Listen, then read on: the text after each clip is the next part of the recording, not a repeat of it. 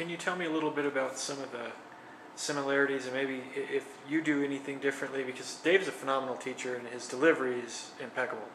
He's got a very articulate manner, and it seems like he can basically say something once to the whole crowd of people that are all taking something different from it, and they'll all still learn the same core. Is that something that you're able to do, or for your students, is that something that carries over in your teaching style, or do you also take in other?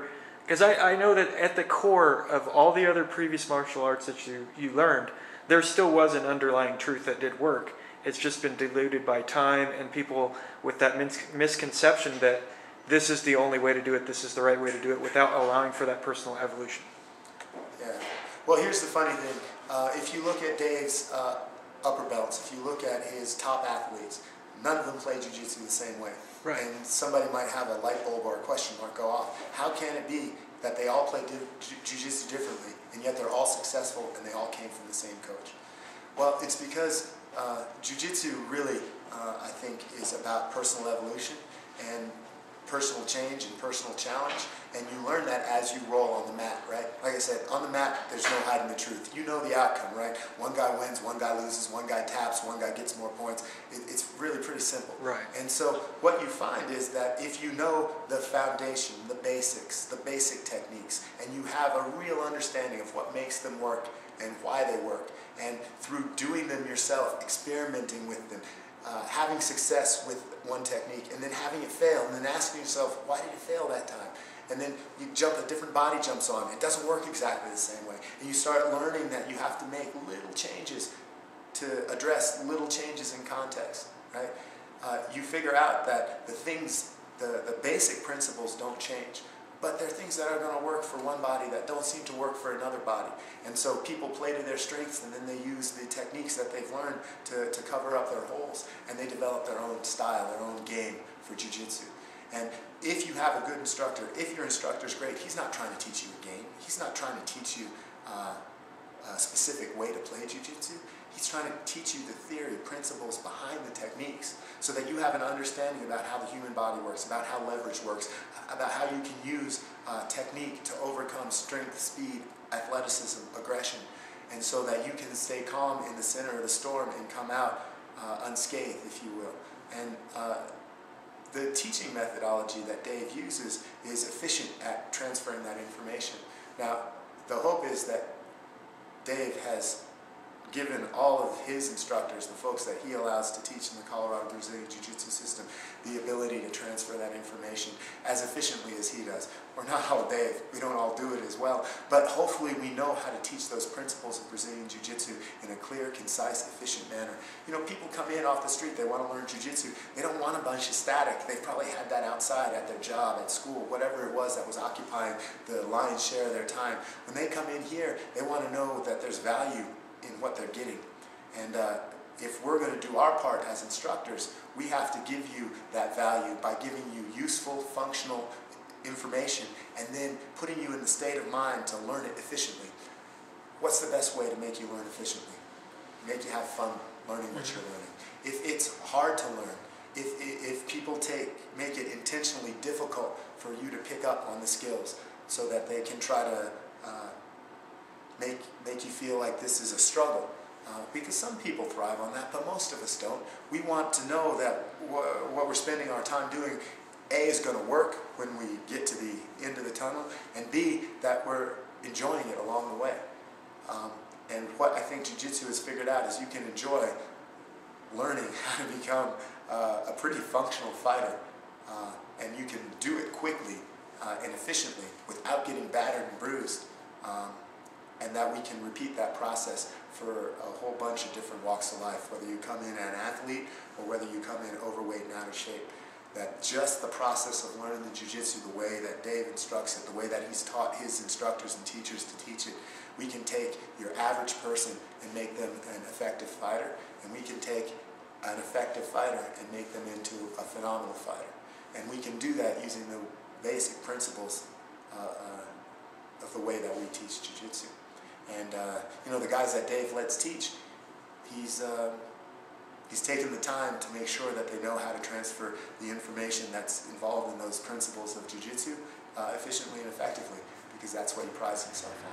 So, you know, you're not going to find the same jiu-jitsu at each of the academies when you look at the way that the instructors play jiu-jitsu.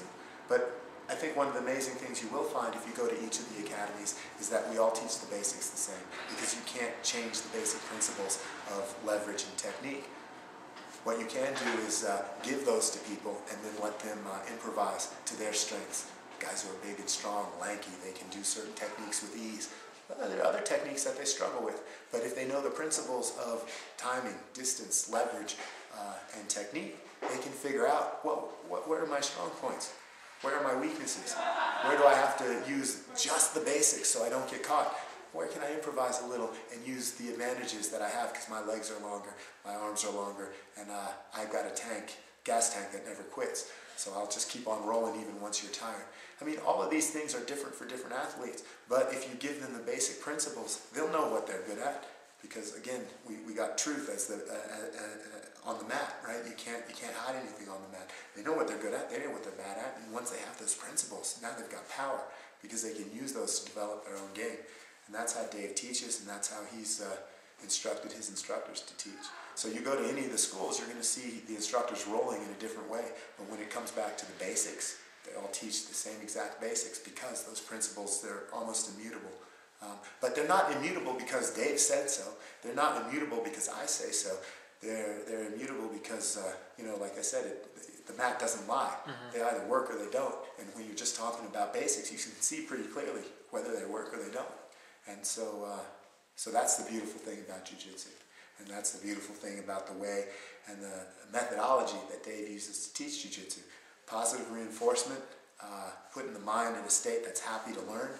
If people are happy, they learn faster, they learn more efficiently, and that builds on itself, because the quicker you learn, the more success you have, the more repeated successes you have, the more meaningful the experience becomes, and suddenly you're enjoying learning jiu-jitsu because every time you go out on the mat, you get something that works, and it works a little bit better, and you know that there's an honesty in it. It's not that somebody let you do this, it's that you've correctly executed those techniques, and the other person who was not cooperating with you simply could not stop you from doing what you set out to do.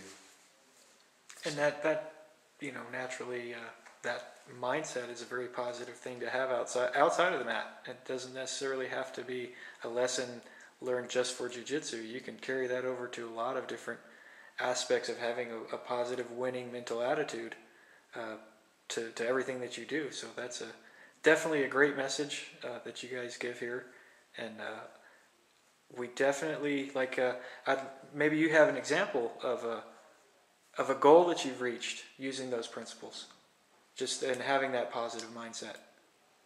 Well, like as I said before, the idea, the methodology, the science, if you will, behind teaching jiu-jitsu, I think gives people a confidence that they may not have recognized they had. You know, not everybody has confidence when they come in here off the street, but a lot of them, maybe they expect that they're going to get a great workout, but they don't expect that they're going to be in the best shape of their life from rolling around on the mat for just a couple of hours. And they didn't come in dieting. Maybe a lot of them start eating twice as much as they used to eat before because grappling lets them use all that energy. And then they're surprised at the results. Oh, look, I eat twice as much as I did before, but if I just go and I do jiu-jitsu for an hour a day, I'm in the best shape I've ever been in. And I'm energized and I'm happy and I'm strong. And you carry all those attributes around with you. So then when you're out there doing whatever it is you do, you realize, oh, I'm happy, I'm energized, I'm fit, I'm strong, and I'm better than I ever thought I could be because of the jiu-jitsu I do. And then you start thinking about, well, why is that? And you figure out that, oh, all these little principles that I learned in making my jiu-jitsu good, well, they start making the other things that I do good. And I think a lot of that comes from confidence, right? If you've got the confidence that you can attack a problem, and always when you're rolling on a mat, there's a problem. The other guy isn't cooperating, so he's always putting up a blockade from you getting from point A, which is the start, to the end, which is you're submitting and dominating the opponent.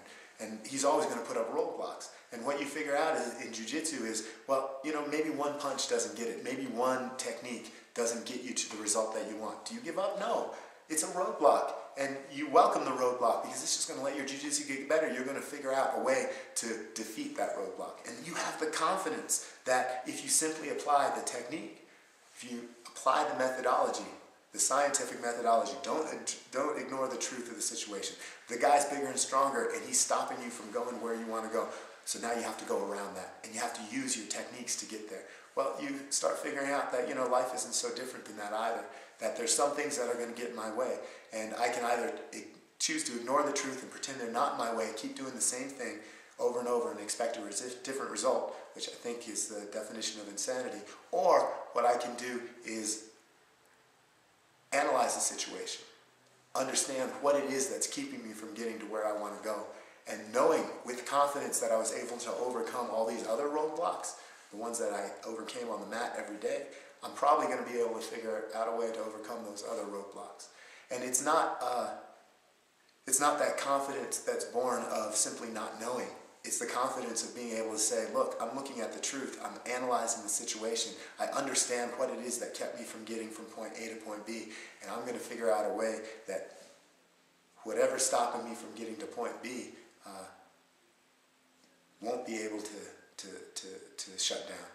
And I'm going to figure that out. And it may take me a few tries, and I might have a few failures and a few successes. But in the long run, if I keep at it, if it doesn't kill me, I'm going to get the answer. And there's a confidence there where you don't have to give up. And if you don't have to give up on the mat, you don't have to give up when life throws curveballs at you, because you realize, Right, look, yeah. if I work and I analyze and I accept, truly look at what's going on, I'm going to be able to figure out a way to turn the situation to my advantage.